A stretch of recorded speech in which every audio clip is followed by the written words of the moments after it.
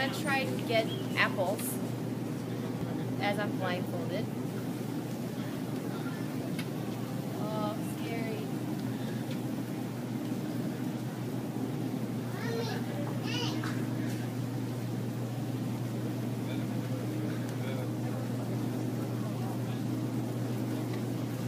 Can you guide me where the plastic bags are?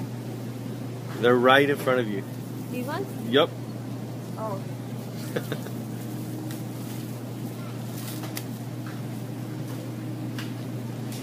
Guide me to where apples are. These apples are right in front of you. Okay. What color are these? Green. Are there any red, like bright red ones? Bright red. Red delicious. Right to the left. The left of where you just were. Yeah? Yes. Red delicious apples.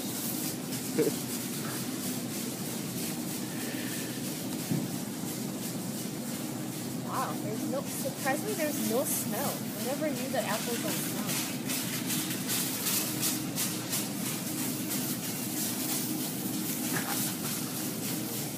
I'm gonna try to put these back in the cart.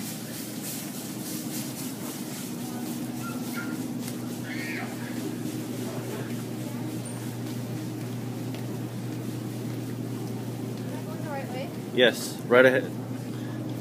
To the right.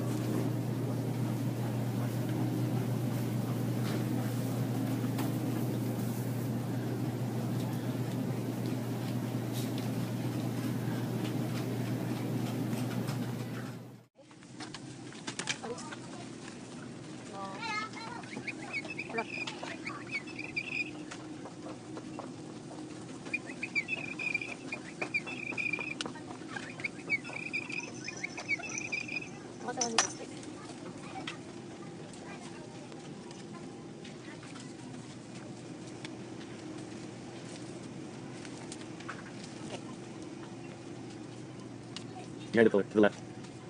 No, you're going the right way.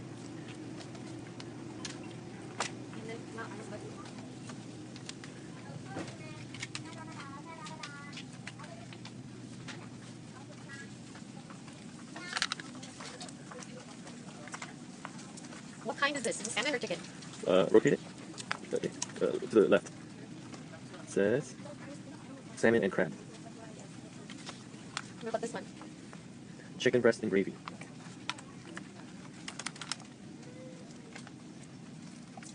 Are these all salmon and crab? Yes. Going straight. Walking straight. Should be in front of you.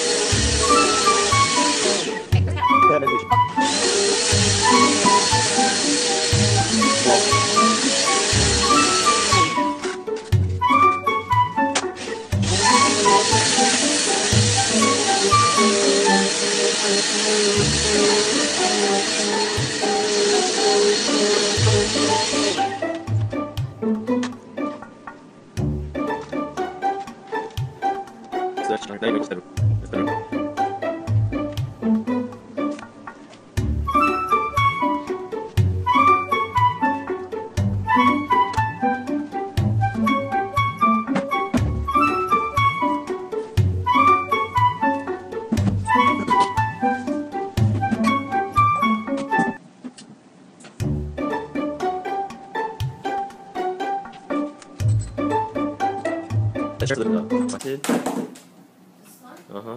So you might want to straighten it. But watch out, you're about to push the other chair off. Yep. Okay, I'm gonna try to straighten that Sure. We'll talk about that.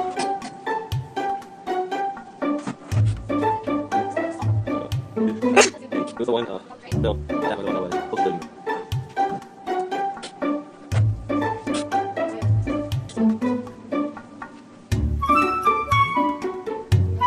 Turn up. Watch read. Go to right.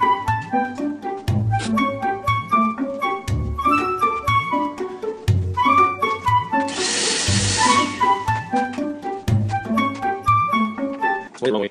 There you go.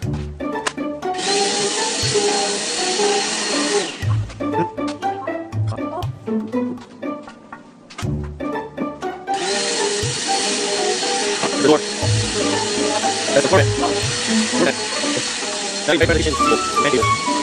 Rest on the table. To right.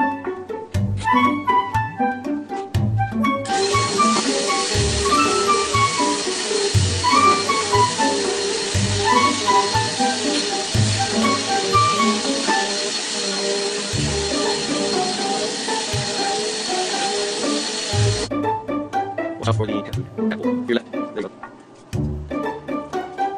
A little more straight.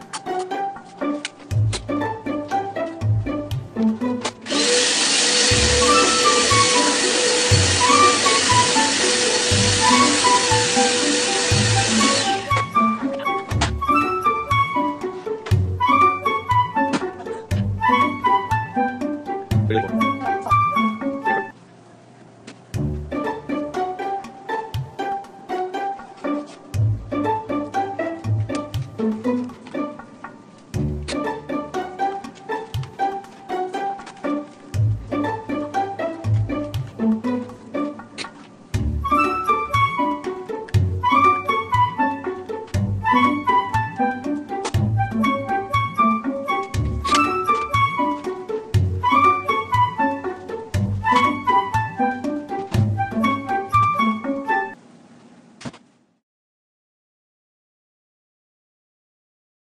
Hi, my name is Julie Jung, and today I got to simulate blindness using a blindfold. I spent about an hour simulating a blind person. I was in complete darkness. I spent about 30 minutes at home vacuuming the living room, and another 30 minutes at Target shopping for various items. Most of the time I was with my husband. He was my cameraman and also a guy. As far as interactions go, my husband was probably the only person that I got to talk to throughout the experiment. Especially when we were at Target, most of the people that we ran into at the store were very careful to stay away from us. They wanted to make sure that our pathways were clear, and some people were nice enough to say, something I found funny was that my husband, who had the job of guiding me as he was shooting the camera, was that he really didn't know how to guide me appropriately, meaning so many times he would use words like, oh, just look at the right, or look at the left, or go to the left, or turn around, but with those directions it was very hard to find my bearings.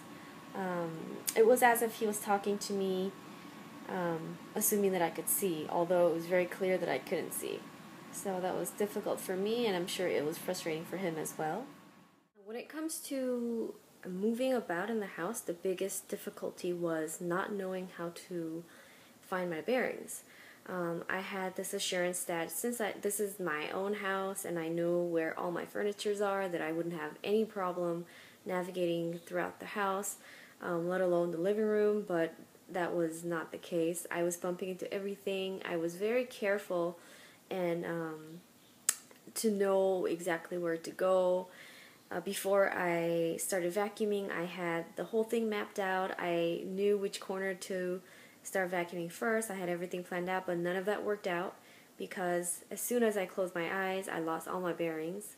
So I realized that orientation and mobility, not just the mobility part, but the orientation part is very important when it comes to educating a blind person how to move independently. I hadn't realized that before, obviously, before this experiment. The type of training and adaptations that a person with blindness would require would be, first and foremost, orientation and mobility. Obviously, not just to be able to move outside of their home, but especially in their homes. If they didn't train themselves and position the furniture and the various machineries in the way that is adaptable to the person, it would be very difficult and hazardous.